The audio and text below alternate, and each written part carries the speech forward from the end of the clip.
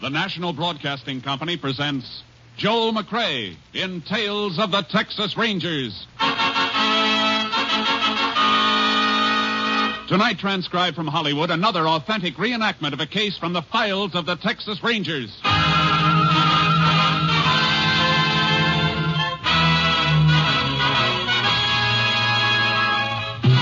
Tales of the Texas Rangers, starring Joel McCrea as Ranger Jace Pearson.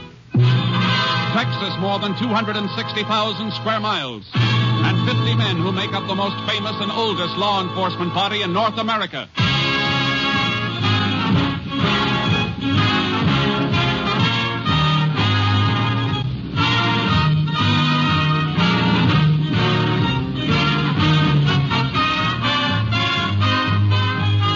Now, from the files of the Texas Rangers come these stories based on fact.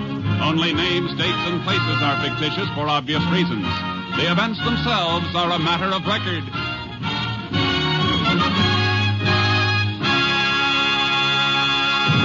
Case for tonight, Christmas present.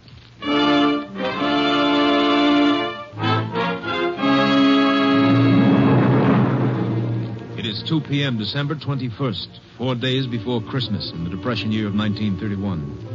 On a city street corner in North Texas, a man dressed as Santa Claus suddenly leaves his post beside a large red pot labeled Help the Poor. Shivering with cold, he enters the newly opened building of the Panhandle Equity Bank and approaches the bank guard. Say, mister, you mind if I stay in here a few minutes, warm up a little? I sure don't. I've been watching you through the window. Don't know how you stood it as long as you did. Oh, this Santa Claus outfit's pretty warm at first, but then the cold sort of creeps in on you. How long they expect you to stand out in that? Oh, 8 to 2. 6 hours, that's all. Well, it's 2 o'clock right now. You can go home. Not till my relief man shows up, I can't. Can't leave till he gets here. Some money in a pot out there. Oh. Well, why don't you wait right in here till you see him? Well, I was hoping you'd say that, because I'm sure... Oh, there he is now. Just drove up in a car. Oh, he can't leave a car parked there in front of the bank. There's a time limit on parking. Well, I think he's just wondering why I'm not there. I better go out and... Oh, he sees me. He's coming in. Howdy. Howdy. Was wondering when you get here. God let me come in and warm up. I hope your Santa Claus suit is warmer than his. We'll be closed up by the time you need warming. I don't think I'll get very cold. I got a Colt 45 in my pocket pointed right for your belly. Now, don't move. Don't move, he said. Keep your hand away from your gun. You guys are pulling the stick up. No kidding. You figured that all out by yourself, stupid? Let's make it a nice, quiet stick-up, huh? Just walk to the rear of the bank with us, take us through the door to the money in the vault. Now, go on. You'll never get away with this. You just trying to attract any attention. You'll never live to know whether we're doing or not. All right. Open that door. The girl by the desk has to open it. It's button control. Well, tell her you won't in. Miss Keene. Oh, I'm sorry, Mr. Lovett. Your Santa Claus friend's coming in with you? Yeah. We're so busy I didn't even notice it. Something wrong, Mr. Lovett? You look kind of sick. You'd be more than sick if you let out one yell. They got guns in their pockets, Miss Keene. Watch your mouth, sister. Nobody else can see us now. Take his gun. I've got it. Now, sister, whether he lives or not is up to you, understand? What do you want me to do? Open the cage of those money trays. Get to it. All right. You got the sack. Tell her what to put in it. And stuff it into your jacket when you're through. Right. And remember, sis, one yap and this jerk gets it. All right. Go on. Come on, now, stuff it in the sack. What are you going to do when you leave? Come on, faster. What do you mean? We'll give you a chance to get away. I mean, we won't yell or anything until you're gone. Honest. Oh, yeah, that's real nice of you. Maybe you ought to be wearing the Santa Claus suit instead of me. You think I'm going to fall for a... Hurry up, will you? One of the bank executives is heading back here. All right. I'm almost through. As soon as I get it in my... Hey, what are you doing back here, Lovett? Why aren't you out front? These Santa Claus fellas, Mr. Peabody, just wanted to... Well, what's the other one doing in the vault there? Miss Keene, what do... You can answer this question later, when and if he comes to. And congratulations on your self-control. You're liable to get medals for saving your own lives. All right, let's go. I got it. All right, let's leave these people to quiet. Wait. Oh!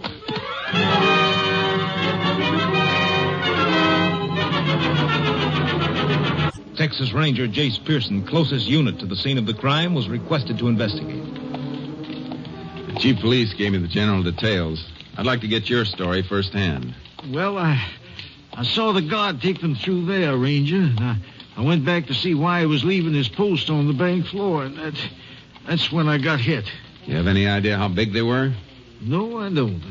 I was too excited. I see. What's your name? Leon Peabody. I'm second vice president. Well, how about the girl, Miss Keene, and the guard, Lovett? Both of them were knocked out, too. Miss Keene finally came to, and we sent her home, but they took Lovett to the hospital. He wasn't in good shape. Skull fracture? They don't know. Oh, how come you stayed around? That's a nasty bump you got. I feel it, too. Plenty. Ooh. But I knew the police would need whatever information there is, so I stayed. Yeah, you better sit down. Oh, thanks. You think you could recognize either of the hold-up men? Dressed the way they were? I'm afraid not. It's a cinch they chucked those Santa Claus suits right after they left here. I hope they left a few fingerprints. Both of them were wearing gloves. You get a tally on how much they made off with? We're running a tape on it. We'll know in a couple of minutes. Men who pulled this job worked pretty smoothly. They seem to know the setup behind the partitions there. Have any of your employees ever been in any trouble? Those men weren't employees of the bank. I know they weren't. But somebody inside could have supplied them with your new layout. Helped them plan the job. Well, sir, all of our employees have been with us for at least a year, and we haven't taken on any new ones since we moved over here 2 months ago. Mr. Peabody. Oh, yes, Donnelly. Is that the rundown? Yes, sir. 63,800. And we've got serial numbers on some of the larger bills. Good. That'll help if they try to pass any. I'll take a copy of that list. Police can alert the other banks and merchants. We'll get numbers out on the statewide and interstate. We may run down some more serial numbers when we cross-check deposits. That'll be fine. I think you ought to go home now, Mr. Peabody. We can reach you there if you're needed. Oh, thank you. I guess I shouldn't even think about myself, though. I'm a bachelor, but the God love it, he's got a wife and 3 children. Pretty rotten Christmas present for them if he doesn't pull through.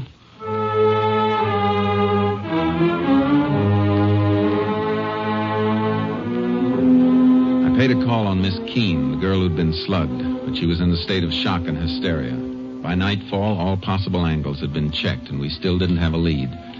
My boss, Ranger Captain Stinson, flew in, and I met him at the airport and drove him to town. You talked to all the welfare agencies that have Santa Clauses stationed on the streets? Yeah, and every man they have checked out clean. It was a phony setup, Captain, even though one of the bandits spent the whole day right out in the corner outside the bank. Well, that was smart. Got the bank guard used to seeing him. Yeah. City police are checking to see if they can find out where the suits came from and who got them. Good idea. How's the bank guard doing? Love it? I checked the hospital. He's still out. No fracture, but they can't bring him around. He may have... KTXA to Unit 10. That's yours, Jason. Yeah. Unit 10. Go ahead, KTXA. City police report stolen car found in alley off Crockett Street between Maple and Lolly. Maybe car used in Panhandle Equity Bank robbery. Police chief requests your assistance. 10-4. Proceeding there immediately. 10-4. Unit 10, clear. KTXA Austin. We better get there fast. This may be the break we need.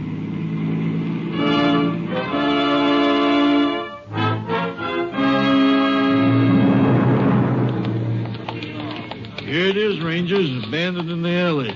Prowl car spotted it and checked the license on the stolen car list. When was it reported stolen, Chief? Early this morning, but the owner says it might have been missing since yesterday. He's been away. You check on him? Yep, he's clear. That's where he said he was. What makes you fellas think this is the car? Found this on the floor, under the seat. Big red button. Off a Santa suit, all right. I'm going to climb in behind the wheel for a second. Ask one of the men in the prowl car to flash his light this way. Sure. Let's have a spotlight here, will you, boys?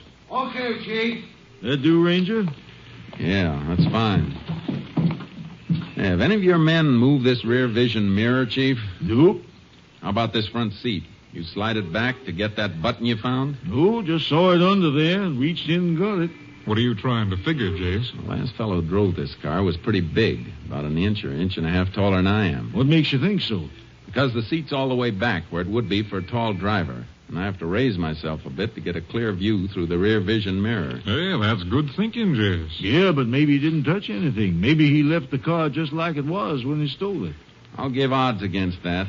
A man who's getting away from a bank stick-up wants to know what's coming behind him.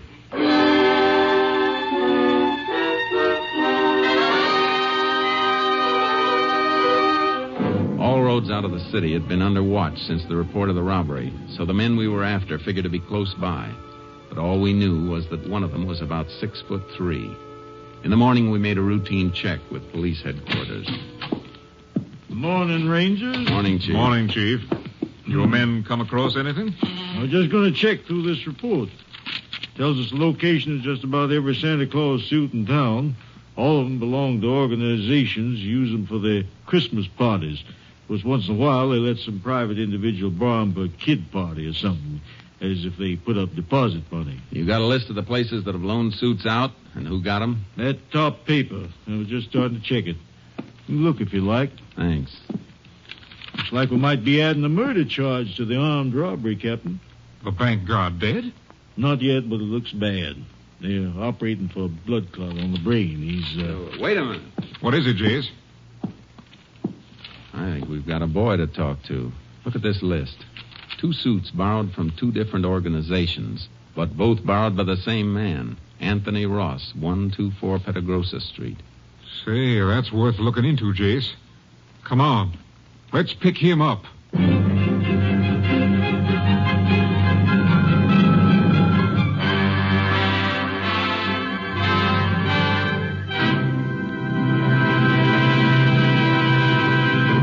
You are listening to Tales of the Texas Rangers, starring Joel McCrea as Ranger Jace Pearson. We continue now with tonight's case, Christmas Present, an authentic story from the files of the Texas Rangers. The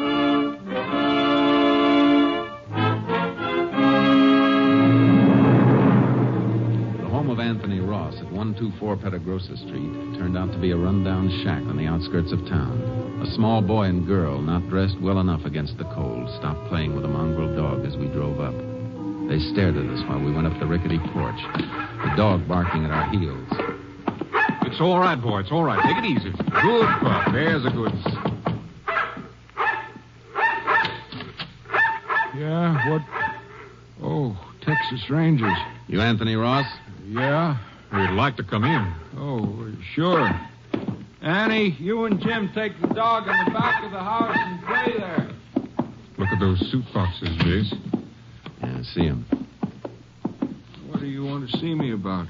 We can start with those boxes on the table. What's in them? I don't know. Just a couple of packages. That's all. They ain't mine. You better open them up, Jace. Yeah. No. Wait a minute. I tell you, they ain't mine. You got no right to... This search warrant says we have. Search warrant? Now, look. Now, those things ain't stolen. They were rented. A couple of Santa suits, all right, Captain. And look, a button missing from the jacket of this one. I don't know what this is all about. Why are you coming Maybe we in can here? refresh your memory. The guard you slugged at the Panhandle Equity Bank isn't expected to live. What?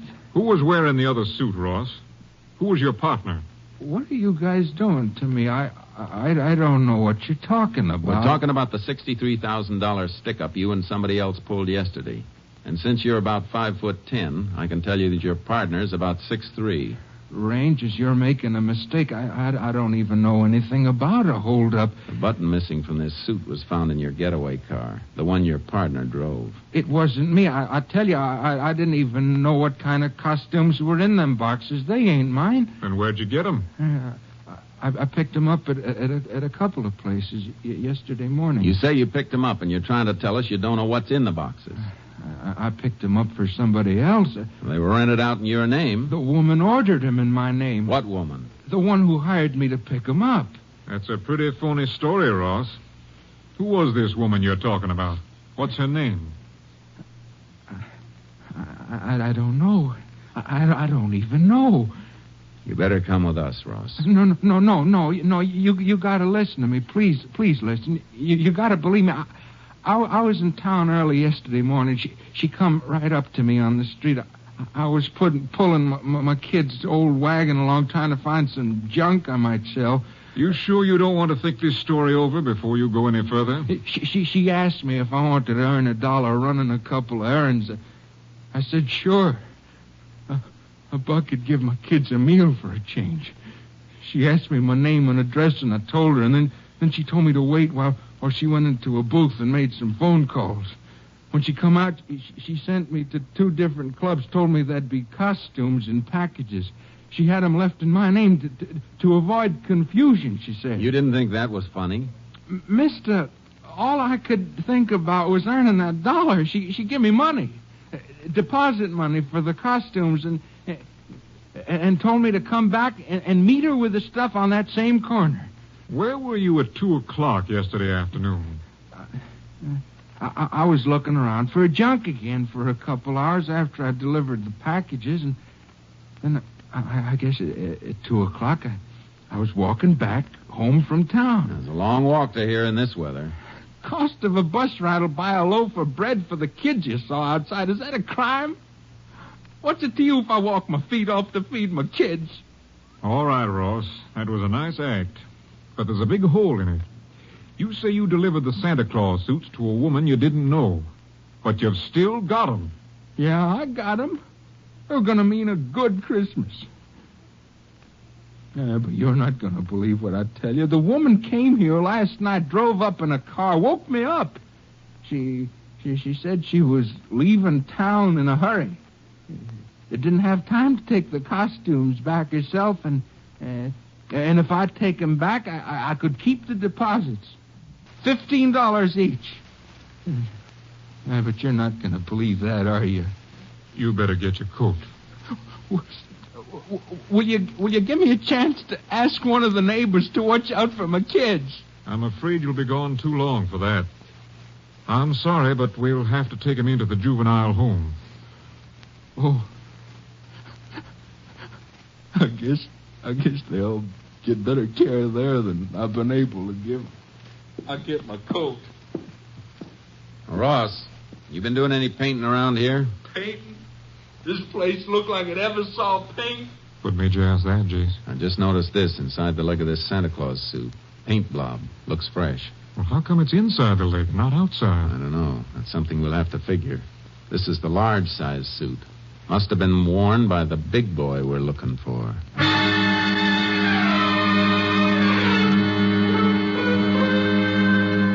The captain and I did a job we hated, dropping the Ross kids off at the juvenile home. Sometimes it's the only thing to do. They cried for their father. Always makes something inside you cry a little with them. We took Ross to the jail and locked him up. Well, that seems to be it, Rangers. By the time he comes up for trial, he should be ready to name his accomplice. That is, if we don't find him before then. I'd go along with that, Chief, if we'd found any money on him or in the house, even a few dollars. Kids got under your skin, huh, Jason? They got under yours, too, Captain. You know it. Yeah, but we got to remember, that bank guard has kids, too. You got any late reports on him from the hospital? Man stationed there says the operation is over. Don't know how it's going to come out yet, though. You might as well go over there and check with the doctors, Jace. I got to get back to company headquarters. Do me a favor, then. You're heading toward Austin. Take the Santa outfits with you and have them sent on to the lab. Get an analysis of that paint in the trousers. Maybe some traces in the boots, too. Well, how come the boots? They're made to go on over regular shoes. I figured that paint stain on the inside of the pants came from a blob of paint on the shoe of the man who put them on. I see. All right, Jace, you want to know the content of the paint and see if lab can run down the source, is that it? Yeah. You working up to some kind of a lead? Maybe. A few things I'm trying to fit together. Maybe they won't fit. If they do, though, you'll hear from me.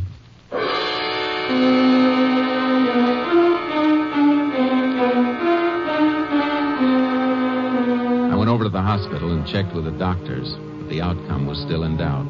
The guard's wife was there, face twisted with worry and fear. There was nothing I could do to help. Oh, I got some sleep. Then in the morning, I went back to see the police chief.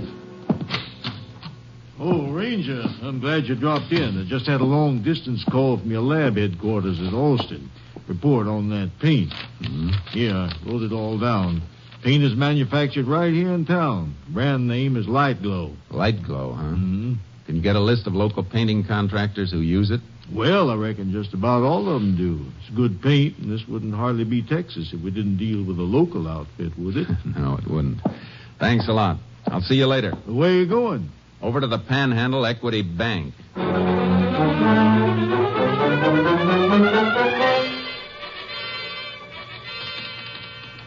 Mr. Peabody, do you know who painted this bank before you opened? Well, there was a contract for the building, included the painting. I guess that was done on a subcontract. Can you find out from the contractor? Sure, but do you mind my asking why? I told you the day of the robbery. Everything was too well planned. Like the men who did it knew the inside of the bank. Yes, I remember you saying that. You think the painters may have? That's what I think. But why not some of the construction men? I've got a reason for being interested in painters. Check it for me, will you?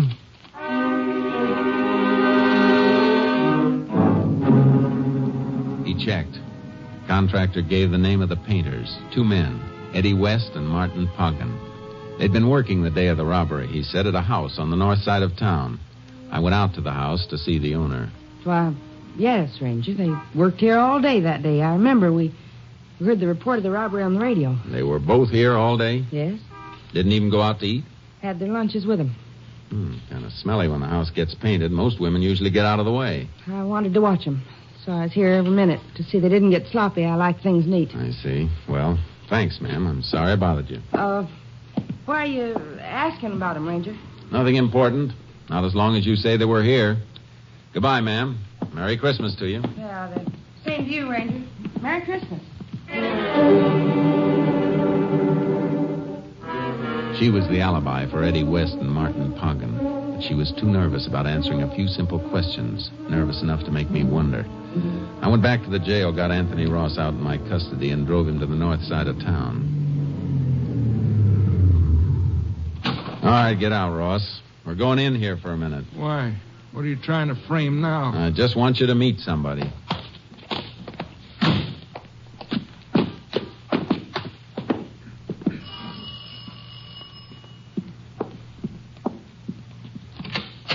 Well, back again, Ranger. I thought we'd... That's her. Ranger, that's the woman. Who is he? Who is this man? You ought to remember me, lady. My kids are in juvenile home on account of you, and I've been in jail. I never saw you before in my whole life. Tell him the truth. Tell him before I... Hold it, Ross. Take him away from here. Go away, both of you. Ranger, I got those costumes for her. For her. You're a liar, a liar. That word fits somebody all right. Can I come in and have a look around, ma'am? What for? What do you want? I want to check over the painting job to see if it's just new painting or if there's some new plaster under it someplace. You can't come in. You have no right. The boys you're alibying for must have come back here after they cracked the bank. Because you must have picked them up in your car after they ditched the one they're using. I don't know what you're talking about. Wouldn't carry the money on them. Did they cover it up here, safe under fresh plaster and paint until it cools off? No. I can call for a search warrant and wait till a crew comes and tears this place apart. It'll go better for you if you don't try to cover. The money isn't here. Well, come on. Where is it? It's here, all right. In that wall. Behind the picture. Come on, Ross. Now, which one's your boyfriend? Poggin or West? Eddie West. He said we'd get married. Go to Europe next year. You'll all go someplace next year, but it won't be Europe. West about 6'3"? Yes. How did you know? I got an early Christmas present. Somebody sent me a crystal ball.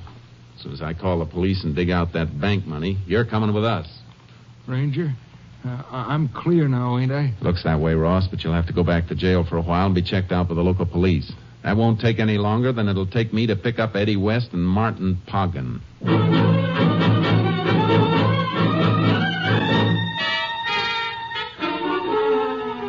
I made my call, then took West's girlfriend and Anthony Ross back to jail. Poggin and West were playing it smart, working right up to Christmas Eve like a couple of house painters would be doing. I found out where they were working, a loft of a warehouse. Local police covered the building while I went in.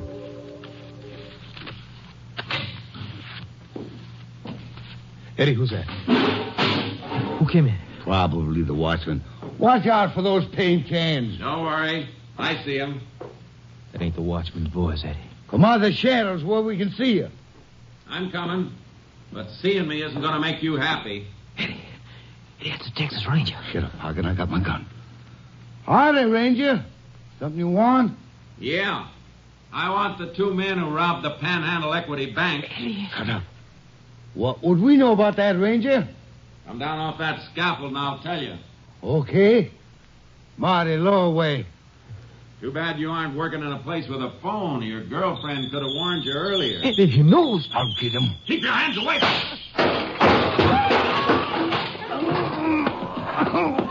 I'm hurt. I'm bleeding. I just nicked you when you tried to dig for that gun in your pocket. You're not hurt. We didn't do nothing, Ranger. Somebody should have told you that the real Santa Claus gives. He doesn't take. Get up and try this present I've got for you. A pair of handcuffs.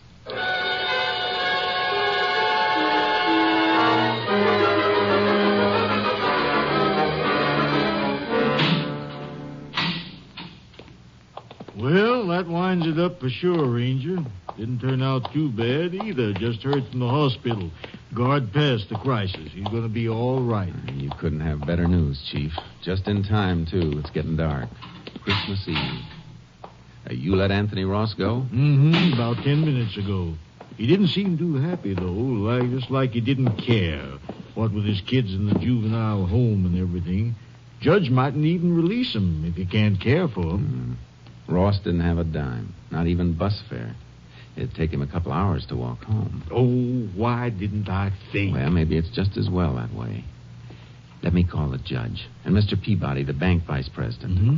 Stores will be open late, won't they? Yeah, sure. Why? It'll take Ross a long time to get to his house. Maybe we can get some of your boys to help us and change his mind about Christmas.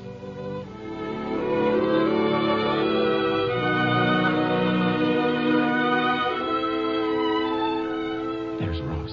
You hear him coming up the walk now? Mm-hmm. Coming slow. His tail is dragging. Yeah. Not that I blame him. Are the kids asleep?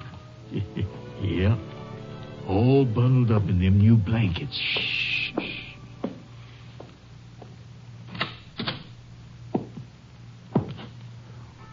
What? Ranger. And the chief. The lights. Lights. They're on. The power company turned them off. Yeah. They sent a man out to turn them on again. What? What's all this stuff? Ornaments. Christmas tree. All those toys and things. Tomorrow's Christmas, Ross. For you and your kids. They're in the bedroom asleep.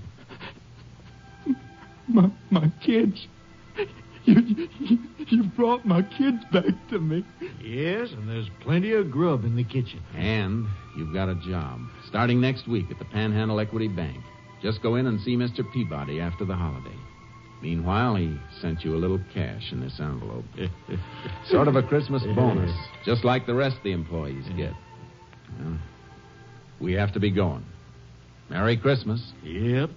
Merry Christmas, Ross. Merry Christmas, fellas.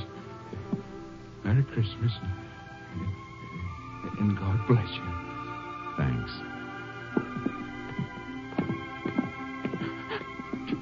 God bless you.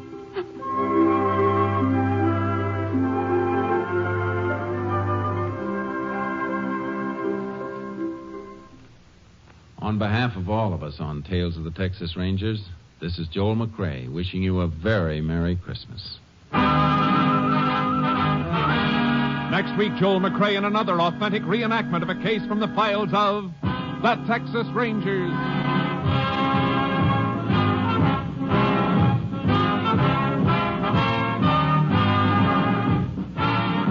Joel McCrae is currently seen starring in the Universal International Technicolor production Frenchie. Tonight's cast included Tony Barrett, Shepard Menken, Jim Nusser, Virginia Gregg, Victor Rodman, and Byron Kane. This story was transcribed and adapted by Joel Murcott, and the program was produced and directed by Stacy Keach. This is Hal Gibney speaking.